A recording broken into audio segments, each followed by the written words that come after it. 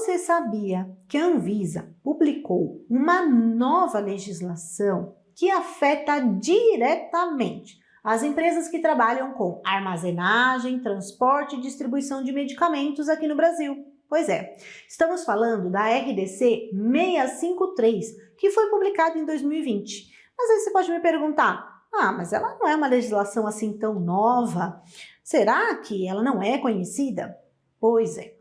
É importante trazer aqui para você o que aconteceu com a publicação dessa legislação e principalmente responder uma dúvida que eu recebi recentemente. A RDC 653, ela altera ou ela cancela a RDC 430? Você sabe a resposta para essa pergunta? Quer entender um pouquinho melhor sobre esse tema? Então vem comigo e acompanhe esse vídeo, porque eu vou explicar para você tudo o que inclui essa RDC 653. Bem-vindos ao canal Camila Farmas. Aqui no canal nós trazemos temas de regularidade de empresas e outros temas relacionados à área da saúde. Eu tenho um compromisso de trazer conteúdos que vão ajudar aí na sua rotina de trabalho e também ajudam a garantir a qualidade e a segurança dos produtos que chegam até os pacientes e os consumidores. O nosso tema de hoje é sobre logística de medicamentos. E se esse tema é importante e faz parte aí da sua rotina, já se inscreve aqui no canal e ativa o sininho, porque constantemente essa legislação roda por aqui em vários vídeos e você não vai perder as novas publicações, né?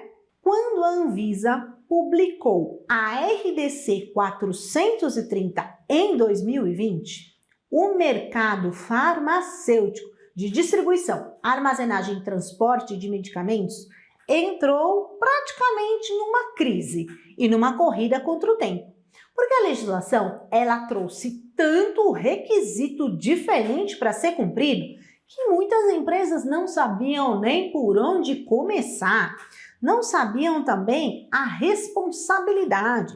E entendendo um pouquinho as considerações que o mercado trouxe sobre esta legislação, a Anvisa publicou a RDC 653 em março de 2022. Então, vamos responder uma pergunta importante. A RDC, que é uma resolução da diretoria colegiada 653, ela altera a RDC 430 e ela não substitui a legislação principal. É importante que você entenda que existe essa nova publicação e que ela está em vigor. Porque se você estiver cumprindo somente a RDC 430 antes da atualização, pode ser que hoje algumas flexibilizações que foram apresentadas pela RDC 653 ainda não estão valendo aí na sua empresa. Então, vamos passar pela legislação e apresentar essas principais alterações para você. A apresentação da legislação eu sempre gosto de fazer diretamente pelo site da Anvisa. Por quê? Porque o site da Anvisa ele sempre vai trazer a versão atualizada dessa legislação e de todas as outras que a gente procurar. Às vezes a gente tem o costume, né? Eu vou salvar a legislação aqui no meu computador e aí você não acompanha as novas atualizações. Então eu recomendo, faça o acesso na legislação direto pelo site da Anvisa. E se você tiver dúvida como fazer isso, eu já gravei um outro vídeo no canal e vou deixar aqui na descrição para você. Aí você pode acessar lá e rapidinho você vai chegar na legislação 430 com as atualizações da 653. Avaliando os requisitos da RDC 430, as principais alterações que foram apresentadas pela RDC 653 estão relacionadas ao artigo 64 e ao artigo 89. Então nós vamos focar nesses tópicos para trazer as atualizações aqui para você. Esta é a página da legislação da RDC 430 dentro da Anvisa. E nós vamos até o artigo 64, que ele consta dentro da seção 7, transporte e armazenagem em trânsito. A legislação dentro do site da Anvisa, a facilidade de verificação é que nós podemos acompanhar a publicação como ela era antes da atualização da RDC 653. Então, aqui nós temos um tópico bem importante, que agora ele vigora com o seguinte texto. Prover acesso aos medicamentos restritamente a pessoal autorizado e treinado. Esse tópico ele foi atualizado porque antes a Anvisa dizia o seguinte: prover acesso restrito aos medicamentos. E era um termo muito genérico, porque nós sabemos que na operação do dia a dia, as áreas que têm medicamentos, elas são áreas com controle de acesso.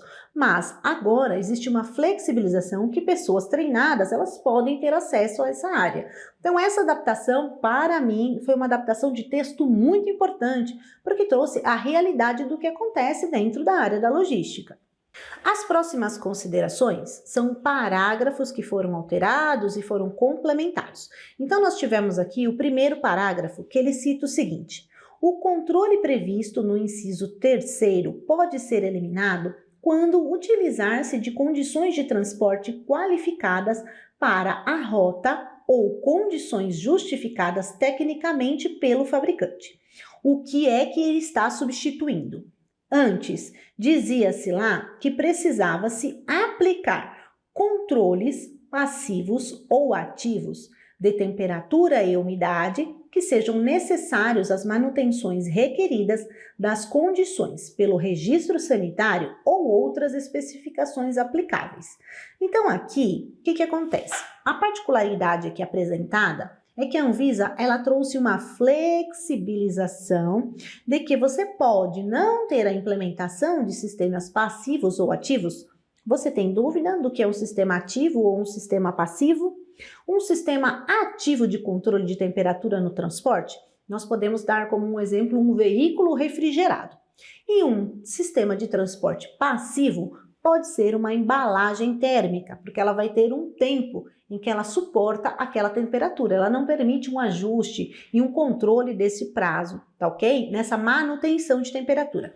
Então, antes ela dizia: empresa, você precisa definir se você vai precisar de um controle ativo ou um controle passivo.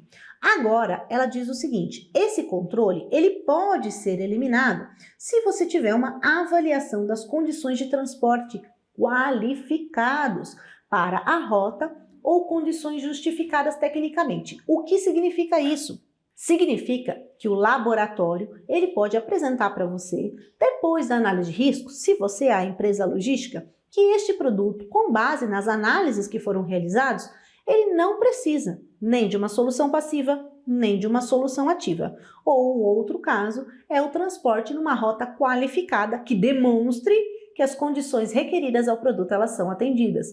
Então, com isso, alguns dos requisitos que eram difíceis de serem implementados e de serem avaliados no prazo proposto pela RDC 430 passaram a ficar melhor esclarecidos e com outras possibilidades de atendimento. Foi muito importante essa atualização da legislação. Tivemos também um texto que foi revogado da legislação. E o que ele trazia para a gente? Ele dizia que a obrigatoriedade do monitoramento de temperatura e umidade prevista no inciso 2 pode ser isenta quando o tempo máximo de transporte for comprovado nos registros como inferior a 8 horas e este for realizado do ponto final de dispensação do medicamento e forem utilizadas embalagens térmicas que disponham da qualificação condizente com o tempo e as condições de transporte. Então, isso tratava daquele transporte da farmácia até a casa do paciente ou até o local de utilização daquele produto. Esse termo ele foi retirado. Por quê? Porque haviam algumas situações em que as empresas estavam utilizando esta justificativa para não cumprir os demais requisitos da legislação. Então, fazendo uma análise sobre todas as considerações do mercado, a Anvisa revogou esta informação. E houveram 3 novos parágrafos, o 3º, o 4º e o 5º, que foram incluídos nesta nova alteração pela RDC 653. O primeiro deles, o 3º parágrafo, ele fala o seguinte: uma avaliação de risco pode ser realizada para se considerar o impacto das variáveis do processo de transporte que não sejam continuamente controladas ou monitoradas, bem como para o controle da qualidade dos produtos, caso estes sejam transportados em condições diversas àquelas definidas no registro. Este parágrafo, ele deu o fundamento lá para o inciso 3º, que falava sobre a implementação dos sistemas passivos e ativos, e permitiu que a empresa possa fazer uma avaliação de risco e até definir que aquele produto ele não precisa nem de um tipo passivo, nem de um tipo ativo para o transporte. Então esse parágrafo também foi muito importante e trouxe essa possibilidade de avaliação para o laboratório farmacêutico. O transportador, ele não consegue sozinho fazer essa avaliação. Por quê? Porque ele não dispõe de dados do produto para realizar essa atividade, ok? Então, o laboratório é que precisa informar se existe esta particularidade. O próximo parágrafo, o quarto. O monitoramento previsto no inciso 2º do caput deste artigo, ele pode ocorrer de modo periódico em rotas definidas como piores casos, após análise de risco que considere similaridade de rotas, dados climatológicos, tempo, distância, sazonalidade, modais de transporte, horários e outras variáveis críticas para o transporte. Isto altera uma informação que dizia que todas as rotas precisavam do monitoramento contínuo. Então, hoje, após o prazo da legislação estar em cumprimento, verificamos no mercado estudos de qualificação de rotas cada vez mais aplicáveis a rotas de todo o Brasil, para demonstrar qual é o perfil, de temperatura daquela rota para aquela região e com isso dar subsídios ao laboratório para que junto com o seu operador logístico de transporte eles possam definir como vai ser a periodicidade deste monitoramento e não necessariamente que vai ter que ser em 100% das entregas para 100% das rotas. Essa flexibilidade ela é muito importante. Por quê? Porque o monitoramento contínuo das rotas ele tem um custo agregado e muitas vezes tem uma dificuldade entre o fornecedor e o contratante, o laboratório, o transportador, para que se chegue num senso comum deste custo e como arcar com esse custo dentro da rotina da logística. Então, se isso não vai ser necessário para todos os produtos, nem para todas as rotas, fica mais fácil de garantir a implementação deste requisito. E o quinto parágrafo, ele é muito importante, porque ele fala da umidade. Então diz o seguinte, o controle da umidade previsto no inciso 3º do caput deste artigo, ele pode ser eliminado após a avaliação do risco ou quando forem apresentadas justificativas técnicas pelo fabricante, que deem suporte ao transporte em condições diversas daquelas definidas no registro. Todos nós que estamos na área da logística sabemos que é muito difícil fazer o controle da umidade durante a etapa do transporte. Durante a armazenagem, existem algumas soluções aplicáveis, inclusive já ativas em muitos armazéns e CDs logísticos que eu particularmente já auditei.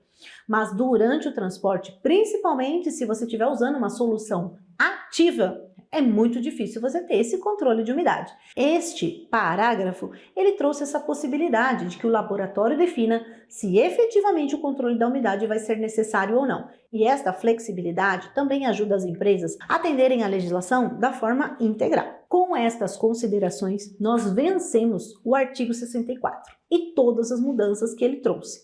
Elas foram mudanças muito importantes para o mercado. Porém, o artigo 89 fala dos prazos. Vamos conhecer o que alterou nos prazos da legislação. O artigo 89, ele diz o seguinte: fica estabelecido o prazo de 3 anos a partir da data da entrada em vigor desta legislação para a aplicação do conjunto das ações que serão necessárias à implementação do requerido nos incisos 2 e 3 do artigo 64.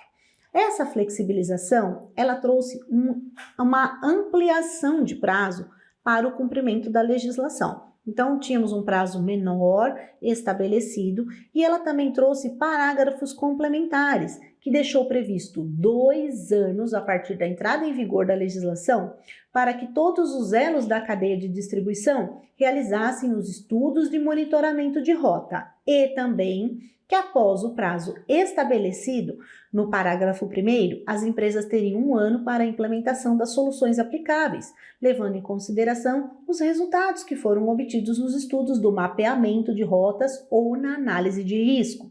Então, isso significa que a Anvisa trouxe um prazo um pouco maior para que as rotas fossem avaliadas, para que os laboratórios pudessem avaliar se o resultado do monitoramento nessas rotas ele era impactante para o seu produto ou não, frente a outras condições de sazonalidade, de quantidade de produtos emitidos, características do produto lá da área de pesquisa e desenvolvimento, e ele concedeu um prazo maior para que a empresa definisse, junto com o parceiro, qual a solução que precisaria ser aplicável, ou dispusesse ali de uma documentação técnica demonstrando pela análise do risco que não há um risco relacionado à qualidade do produto, assim também para a segurança do paciente ou do consumidor. E o que aconteceu? Esse prazo já venceu. Por quê? A legislação já está ativa desde março de 2024. Então eu tenho um aviso aqui para você. Se você ainda não implementou os artigos da RDC 430 junto com os complementos da RDC 653, a sua empresa corre um risco sanitário, porque ela está deixando de cumprir uma legislação que já está em vigor. Nós temos aqui no canal uma playlist só sobre RDC 430, para ajudar no entendimento da legislação e também dos requisitos. Então, se você tem dúvidas, eu vou deixar o link da playlist aqui para que você possa ver todos os outros vídeos. E se você tiver dúvidas, escreve para mim e eu vou te ajudar a entender melhor a aplicabilidade dessa legislação aí na sua empresa. Se você gostou desse vídeo e esse tema de RDC 430 é importante para você, já se inscreve no canal, porque nós teremos outros vídeos sobre RDC 430 e podem ajudar aí na rotina da sua empresa. Até a próxima!